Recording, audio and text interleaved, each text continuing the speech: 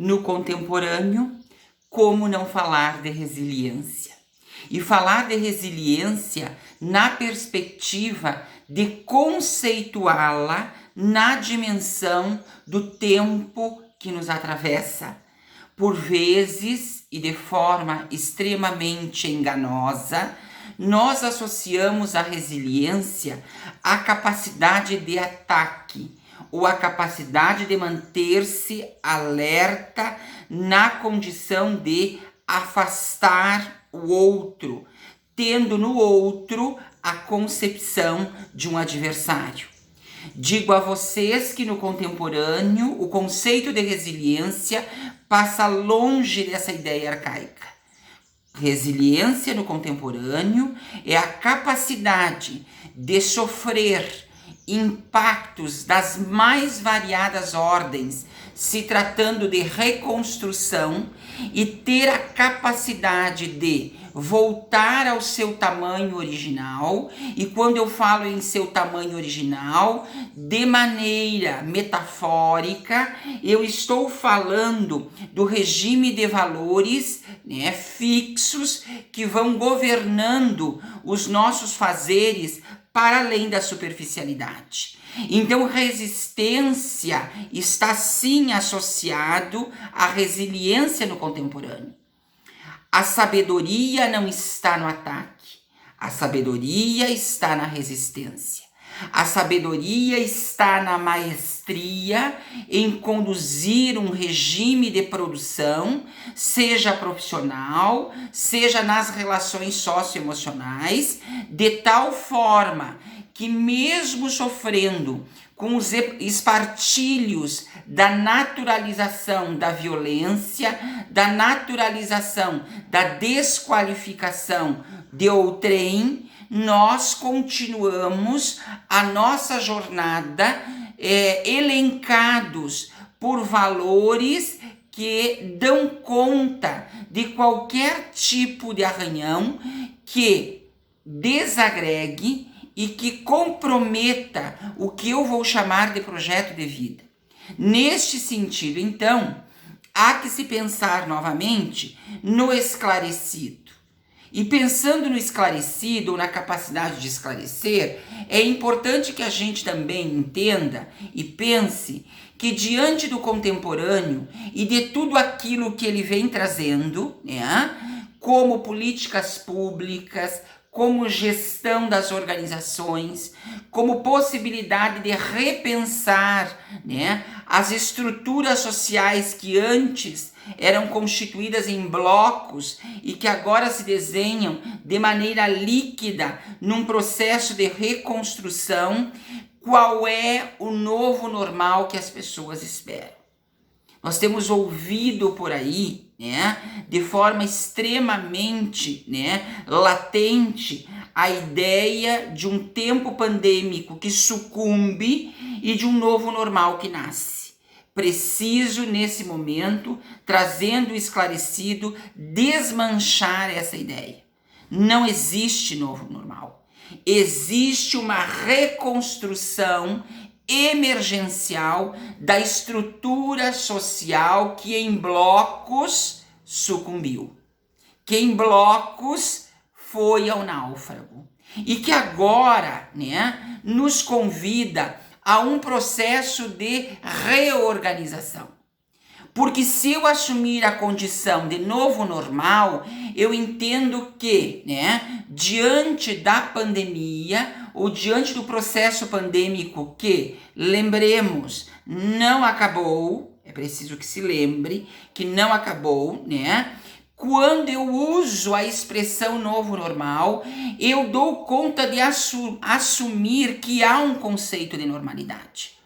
Que há um conceito de normalidade, inclusive, que é esperado por nós. Que há um conceito de normalidade que é desejado por nós. E vocês melhores do que eu, usando as roupas de viver de Clarice Lispector, sabem que nunca existiu um normal, O que existiu e existe é um regime de verdades, nos quais nós acreditamos, e aí eu não estou dizendo que eles estão errados, eu estou dizendo que eles caíram ao náufrago, que eles naufragaram com, né, aquela modernidade sólida, né, que lá estava e que dizia para a gente que, né, para ser bom tem que ser excludente, classificatório, competitivo a partir de uma ideia de trapaça, né? Tem que puxar tapete, tem que celebrar a inveja, né? Tem que odiar. Era assim que nós vivíamos. Vocês vão me dizer, não mudou, agravou. Claro que agravou, gente. Claro que agravou. Porque antes nós vivíamos uma ideia de politicamente correta cercada pelo decoro. Então a gente pensava, a gente articulava, mas a gente não naturalizava. Eu já falei sobre isto com a ideia do professor Zygmundo Bauman. Agora, sem decoro e com a naturalização desta ideia extremamente perversa de ataque, nós, de forma descarada, né, desqualificamos o outro como se tivéssemos credenciais para tal façanha ou para tal demanda. Então, nesse sentido, eu quero dizer para vocês com muita tranquilidade que a resiliência na contemporaneidade tem a ver sim com resistência e não com ataque. Tem a ver com resistência, capacidade de manter-se equilibrado, por exemplo, dentro de um contexto pandêmico que nos mostra, né, uma economia fragilizada, que nos mostra um contexto pedagógico fragilizado, que nos mostra pares humanos cada vez mais comprometidos, se tratando de dilatar a capacidade de refletir. Nós nunca estivemos tão comprometidos se tratando de reflexão. As pessoas não conseguem mais sair das lógicas simplistas. E pior que isto, não conseguindo sair das lógicas simplistas, elas trabalham, né, com aquilo que de primata nos constituiu de maneira secular, que é o ataque não só simbólico, mas o ataque literal, né? Aquele ataque que por vezes, né, banal, condiciona o sujeito a uma ideia de morte.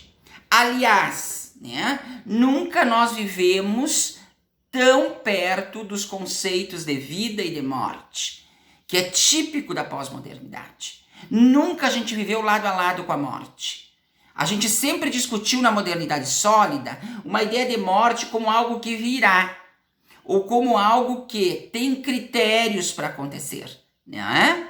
Hoje nós temos uma ideia de morte que sem critérios não manda telegrama, não manda fax, não manda sedex, não manda e-mail, não manda WhatsApp, né? Quer dizer, é uma ideia de morte, né, aliada à ideia de vida, no sentido disso estar lado a lado para nos alertar diante deste processo de evolução interior que tanto tenho falado. E que pouco tenho assistido.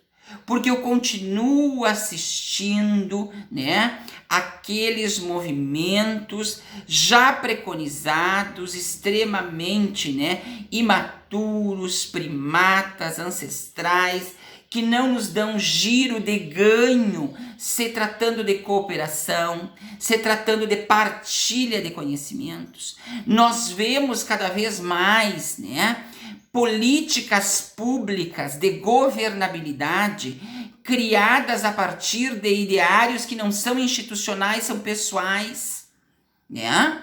E aí nós temos uma discussão séria e larga, por exemplo, sobre a Política Nacional de Educação Inclusiva que acabou de sair. E que não vou entrar nesse mérito agora, mas vou dizer que, né, uma política pública não pode nascer da pessoalização de um desejo. Ela tem que nascer, a política pública nasce de dois mecanismos. Ou ela nasce para corrigir uma condição injusta, ou ela nasce para minimizar o impacto de desigualdade. Para corrigir uma situação injusta ou para minimizar o impacto da desigualdade. Então, nesse sentido, eu quero dizer para vocês que muito tranquilamente eu entendo, né, essa mudança do conceito de resiliência. Como alguém que resistindo a esse maremoto de superficialidades, a esse maremoto de desqualificações, a esse maremoto de naturalizações, de tudo aquilo que supérfluo, né, dá, de certa forma, né, crivo para quem por vezes, né, não produzindo, se sente incomodado ou incomodada, né? E nesse sentido, há que se pensar que o esclarecido nada mais é do que a possibilidade de desenharmos um contexto partindo não dos pretextos de que a sociedade, né, traz um novo normal e que aguardando esse novo normal, eu vou viver a poltronice. Pelo contrário, né? Vivendo a reorganização de uma sociedade, né, que não viverá mais em blocos, eu preciso preocupar-se, em primeira ordem, com a minha construção como identidade, com a minha construção como sujeito protagonista em potencial. E aí nós voltamos àquela ideia secular e sacrossanta do conheça-te a ti próprio, né? Bem socrático, né? O conheça-te a ti mesmo, a gente vai adaptando, e que, né, lá na psicanálise autoconhecimento, né, ou né, a ideia de subjetividade. Então que nós possamos, a partir de hoje, né, pensarmos numa ideia não de ataque, né? Pensarmos numa ideia não do superficial, mas pensarmos numa ideia de resiliência. Afinal de contas, né? O que você desenha para a sua trajetória na nova estrutura social que virá? A nova estrutura social que virá. Porque o que virá é uma nova estrutura social.